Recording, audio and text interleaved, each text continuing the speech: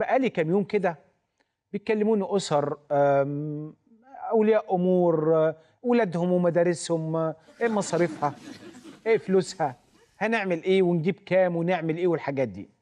في أسر ما قدرتش تكمل مصاريف السنة دي. مش هتكلم على جامعة ألمانية ولا أمريكية ولا بريطانية ولا أي جامعة، لا، مدرسة نونو كي جي 161,000 جنيه. سنة أولى بكام؟ 171,000 جنيه. ثانوي 198,000، 200,000 جنيه يعني. قلت طب إيه يا جماعة، هم بيعملوا لهم إيه في المدرسة؟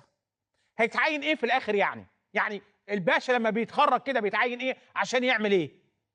ركب الأتوبيس ورجع بالأتوبيس، ولبس الهدوم بتاعته وخد شنطته على ظهره وقطمت له وسطه والكتب اللي قد كده، والواد جسمه اتحنى ومش عارف يدخل كليه حربيه ولا كليه شرطه، ومش هيدخل نيابه، فخسر بقى كل حاجه، يبقى دكتور او يبقى مهندس. يبقى دكتور او مهندس، مش هيلحق بقى يخش لا حربيه ولا شرطه، ظهره هيتحنى يا عيني.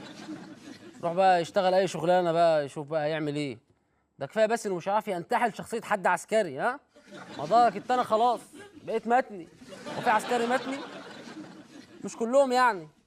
انا مش فاهم انت عايز ايه بصراحه يا احمد، يعني ليه بتكسر مقاديف الشباب كده؟ هم المهندسين والدكاتره دول هم اللي هينتجوا، هم اللي يتقدموا بالبلد. كلامك ده اللي مخلينا